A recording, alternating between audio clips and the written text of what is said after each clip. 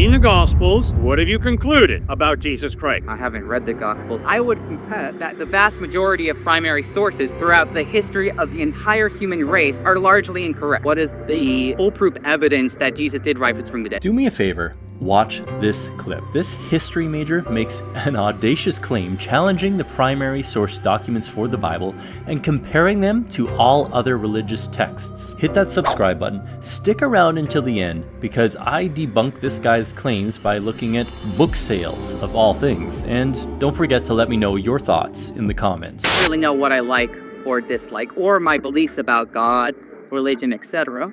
However, I am a history major. Good. And I am fascinated by the various cultures and beliefs across the world. And I've studied and I've looked at a multitude of religions, societies, various sects, etc. Yeah. And truth be told, I haven't gone in depth about most of them. Yeah. And a lot of them seem quite similar. For example, which sect of Christianity are you a part of? Like Catholic, Presbyterian, Baptist?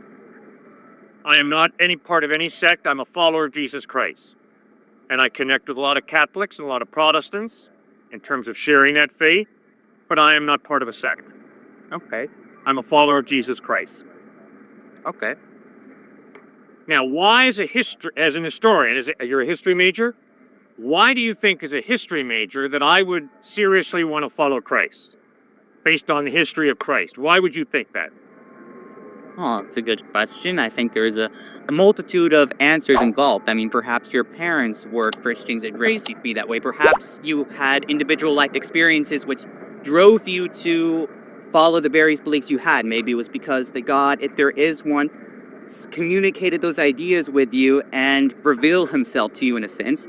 Or maybe it's because you come throughout your variety of life experiences to understand your perspective of God from your perspective. Truth be told, I don't know, because I, as well, don't know you and just met you. You'll notice that he was clearly asked by Cliffe, based on the historical evidence of Jesus Christ, why would he think that Cliffe believes in him? That student expertly avoided answering that question. I wonder why. Jacob, I appreciate your honesty, but you evaded my question. My question was not, what experience do you think I've had that has motivated me to believe in Jesus? My question was, you're a history major, so what do you think is the historical evidence for Christ? Why would I, as someone who's concerned about history, follow Christ? So that's two questions. Let me answer the first one. Yeah. Do I think it's the historical evidence for Christ? Well, yes. There is. I think he's a real person. Whether or not he was actually the son of God is, up to question. I can't really say, nor do I think anyone can. Now, as to the second question, why do you follow Christ, or why would you? Historically, well, I would say historically, following any religion, whether it be that of Jesus Christ, Islam, Zoroastrianism, the Baha'ism, etc., primarily as a manner of social control, but also as a means of community, binding people together, whether it's through a religion, a shared set of values, of culture. Humans have always found larger-than-life reasons to bind themselves together, and I think that is largely, to many extents, a good thing. The societies and the social stability that has created has allowed us to build everything that's around us. Whether or not that's correct or not is, something I can't really answer, but my question to you is that throughout all of human history, we have created a plethora of these social beliefs and values, religions, cultures, etc. Take the holy Vedic texts in India, for example, Confucianism in China, all of the various smaller individual tribal beliefs in the density of the Amazon jungle. Come on, Jacob. Jacob, come on. Stick with the issue. History. What is the historical reason that any thinking human being would follow Christ, would trust in Christ? Because of the social control and stability it provides, and pre-industrial... It's not history. What's the historical evidence that points to Jesus Christ being a reliable object for someone to put their faith in? What's the historical evidence? Historically, Jesus said, I'm going to die. 3 days later, I'm going to rise from the dead. Sure. Now, did he pull it off? Good question. The historical evidence is that 3 days after he died, he rose from the dead. That is a very good historical reason to believe in Jesus Christ. At taken at face value, you're completely and utterly correct. The records say that 3 days after Jesus died, he rose up. Are they correct? I don't know. Historical records say a vast majority of things. I would confess that the vast majority of primary sources throughout the history of the entire human race are largely incorrect. That was a huge claim that most of the primary sources are incorrect. He provides no evidence to prove that fact. How do you know that they're incorrect? You have to have sheer confidence in what is correct in order to know that something is incorrect. That was just an incredible claim that most historians would never in a million years claim themselves.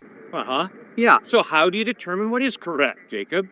well, that's a good question. I think as a history major, that is the most important question to answer. So would you answer it for me, please? How do you determine what's historically correct? Well, for one, you do have to look at primary sources and deduce from it what is myth, what is legend, as well as taking a look at a variety of factors from just our modern times looking back, archaeology, studying various bones and records, various temples, cross-examining various historical sources throughout multiple religions to pinpoint an accurate answer. And do I think that has allowed us to determine whether or not Jesus Christ did in fact rise up after 3 days? No, I do not. Why do you think it has? Well, you raised 4 great tests. First of all, you go to primary sources. Very good, Jacob. They're teaching you well here at UT. Whenever you want to study history, you better go to primary sources. So you better go to the eyewitness accounts, and we've got them. Matthew, Mark, Luke, John, Peter, James. Eyewitness accounts written in the 1st century. Primary source documents. Not only that, Jacob, we have non-Christians who didn't believe in Christ writing about Jesus. Who would they be? Josephus, Tacitus, a Roman historian, Suetonius, a Roman senator who wrote about Jesus, Marabar Serapion, a Syrian philosopher who writes a letter right after 73 AD to his son. And in this letter, Marabar Serapion writes about the crucifixion of Jesus. Then you've got Pliny the Younger, a ruler in the Roman Empire, writing about Jesus as an historical person. So you as a history major here at UT understand the importance of primary sources in finding out whether someone is historically reliable or not. Secondly, you mentioned what? Archaeology. If the Gospels talk about the island of Atlantis out in the ocean that none of us can verify, we're going to be skeptical. We're going to say, time out, no archaeological evidence that the island of Atlantis exists. That's not what we read about in the Gospels. In the Gospels, we read about Galilee, Bethlehem, Nazareth, Rome, Jerusalem, archaeologically verifiable places. So you see, Jacob, the evidence is that historically we have a very accurate record of what Jesus did, what he said, how he died, and how he rose from the dead. That's exciting, Jacob. Wouldn't you be interested in checking that out further? Really? Well, you see, you've just done a very smart thing debate-wise. I was also a debate in high school. I never did debate, so. But you see, you didn't really answer my question. Of course I did. You asked a historical question, I answered you historically. But you said, but you see, what I'm asking here is, what is the foolproof evidence that Jesus did rise from the dead? Let me just say that there is absolutely no foolproof evidence for anything in life. Nothing. Especially not that Jesus rose from the dead. The best we can do is weigh the evidence and see what makes the most sense to us. And we do that with everything in life. If you want to take a look at some solid, very compelling evidence that in fact Jesus did rise from the dead, take a look at this video. Now, you mentioned several authors or several historians that wrote about Jesus, didn't really say what they wrote about or explained why they're verifiable. And then you mentioned several locations in the Bible that were written down that can be archaeologically verified, such as Galilee, Jerusalem, etc. Yeah. So, yeah, Jesus was real. He was seen as a Messiah. He was a very well-spoken and significant individual, and he did, in fact, do those things in locations that were historically, tested and that were historically there. Good. But there's something missing there, isn't it? What's missing? The connection between that and the actual evidence of Jesus rising up from the dead. Now, sure, we can have historical records, historians from the time, etc., saying, this figure, my God, he rose up from the dead. My God. But is that all we need? You told me the location of several major biblically significant locations, Galilee, Jerusalem, etc., in response to my argument about archaeology, which was only 2 or 4 of my points, but I'll go that in the future. But what exactly is the connection between those locations and the archaeological evidence that Jesus rose from the dead? There's no archaeological evidence that Jesus rose from the dead. The archaeological evidence is that the Gospels of Matthew, Mark, Luke, and John are historically reliable documents. That was my point. Because they said the locations of areas that we know exist? Sure. Because I mean, every major religious text does that as well. No, we look at the Quran. You should not take my interpretation. You should be intellectually open-minded and honest enough to get the Gospels of Matthew, Mark, Luke, and John and read them for yourself. Do not take it from me. Read them for yourself, and if you as a history major here at UT have a question about are these documents historically reliable, then Jacob, you've got to do something that I don't think you've done yet. At least you haven't told me, because I've asked you repeatedly this question. How do you determine whether any document is historically reliable? I do it by 4 tests. I hope you have some tests as a history major that you use on any document to determine whether the document is historically reliable or not. So what are your tests, Jacob? What are my tests? Well, yeah. First, you have to read the historical document. You have to cross-examine it with other various historical documents written around the same time, look at it from the modern evidence that can be deduced from it today, as I was talking about before, archaeology, etc. And of course, no one individual can deduce whether or not a major historical text is accurate on their own. In fact, I don't think we've been able to do that with the vast majority of historical texts, but I think the closest we can do is look at the various other experts in these fields, cross-examine, and come up with the best solutions. Simply put, I think it is naive at the very least to say from a certainty that this document, that this source is correct. Like you said to us that you don't take my word that the gospel and whatnot is correct, learn about it yourselves. And I think that is a very good way of looking at things. And I compel everyone who is listening to this to do this as well. Look at the gospel, buy them, and read them. But don't go to the gospel, look at it with a variety of sources, a variety of different perspectives. Buy the Quran, look at the Holy Vedas, look at the great manner of religious historical texts to come up with your own opinions. And once you rate it, then vote. So what is your conclusion? After reading the Gospels, what have you concluded about Jesus Christ? I haven't read the Gospel, so why not? Yes, well, of course, as a history scholar, why bother reading the most influential religious text ever? Well, truth to be told, it's not really the area of scripture that I'm particularly interested in, and I do find the writings rather dull. Truth be told, I would much rather read the Holy Vedas or the works of Confucius, but why? Well, because they're in areas I find a lot more interesting, a lot more philosophically round and interesting in my point of view. It's not really a matter of morality or whatnot. Just haven't really gotten to it. Come on, Jacob. You and I are both going to die one day. Jesus Christ died and rose from the dead, supposedly. So don't you think you owe it to yourself as a thinking history major here at UT to study the Gospels and ask yourself, does the historical evidence point to Christ rising or does it not? Sure. What's more important than that, Jacob? Well, I'd say it's just about as important as reading every other major religious text. Have you read the Quran? Yes, I've read the Quran. Read the Holy Vedas? Yes, I've read some of the Vedas. Right. Yes, I've read the teachings of every single various religious No, texts? I've not read every single religious text. Okay. So don't you feel that you owe it to yourself to study the various in-depth oral histories of the various tribal religions of the deep Amazon? Maybe that's just as spiritually valuable to you as reading the Holy Gospel.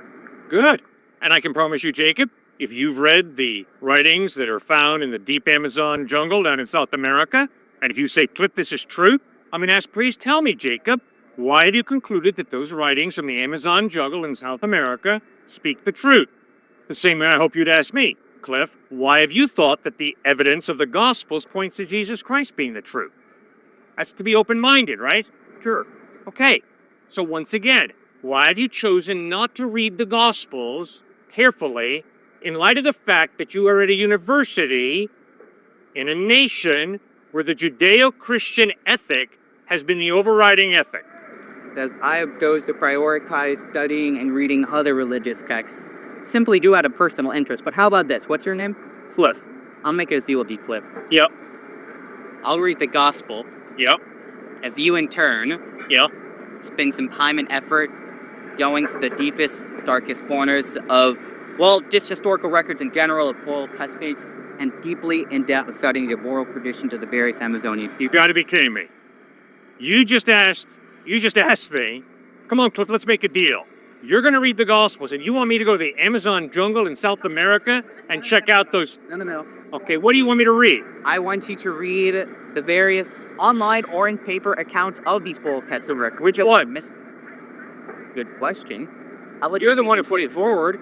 I'll let you pick and choose. Which one do you like that you want me to read? Freak be told, I don't think either of us have read the various oral texts of the Amazon. I specifically chose that example due to the obscurity of them in mind, but the point of that is that there isn't anything inherently more or less legitimate about those various Amazonian sources. I don't know much about the gospel, as I'm sure you might have deduced it, at least about the specific natures of it. Yeah. You've given me a title. I mean, All right. a pretty good title. Where on earth are you coming from in here when you play some of the type of intellectual games you've been playing with me? You've challenged me, which is legit, to study these different religions from the Amazon. Fair enough, good. But when I ask you, which one do you want me to study, and you say, well, to tell you the truth, I don't know, and I really haven't studied them myself, what on earth are you doing to me? You're just jerking me around, man. What I'm trying to do is simply what you're trying to do to me, get you to explore various cultures and ideas that you may not have been exposed to. If no one goes, That's not what I've done. I've asked you to read the Gospels of Matthew, Mark, Luke, and John with an open mind, and to ask yourself, does the historical evidence of the way Jesus lived, taught, died, and rose from the dead point to him being a quack? If it does, reject him. Or does it point to him being so reliable that it would be most wise for you to put your faith in him? That's what I've asked you to do. So, Cliff, if I come back the other day with a title of a various ethnic group in the Amazon with their various... That you've read it or seem impressed with. Yes. And tell you to read it. Yeah. Would you in turn spend a large amount of time studying and reading them? If I in turn spend a lot of time studying and reading the gospel? Sure. Absolutely. Well, great. I can promise you when Muslims confront me with how Muhammad is reliable, I read the Quran. I don't read the Bible to find out about Muhammad. I read the Quran. And when a Buddhist challenges me, I don't read the Bible. I read the teachings of Siddhartha Gautama Buddha. And when a Hindu challenges me, I don't read the Bible. I read the Vedas and Upanishads. And I find out about Krishna and learn about karma and reincarnation. That's what it means to respect someone, to take what they say seriously. And so, yes, sir, if you come back here this week, I'll be here every day this week, Jacob. Would hope you could come back. And if you come up to me with a document that and you say, Cliff, that I've read this, it seems to be that this is true, I'll read as much as I can. We'll sit right over there on that table afterwards, and then you read the gospel, and I'll read that document, and we'll talk about why we think what we think. No big deal. All right, man. Good. I'll look forward to seeing you later this week, Jacob. Honestly, what do you think the odds are that Jacob showed up and met Cliff in the days after? I hope he did. The major mistake I think Jacob made is putting all religious texts on the same tier. There is a reason Christianity is the most popular religion in the world, and that is because it is historically viable. There might be minor details you want to disagree with in the book, and that's fair, but as a whole, it is proved to be one of the most historically reliable books from antiquity that we have ever seen. There are so many things we can actually verify that are written in the Bible, but beyond that, we have the most amount of primary sources as well as the copies for the Christian Bible than we do for any other historical text in existence. When we have so many primary sources and so many copies, it lends credit to what is written in those texts as more likely to be true, something that a history major like Jacob should know. Also, one must ask, is it more likely that if the God of the universe actually exists, that he somehow revealed himself in some little-known ancient Amazonian religious texts, or in the most known, most widely distributed most world-transforming religious literature that has ever existed, the #1 selling book of all time. Which do you think makes more sense? Let me know in the comments.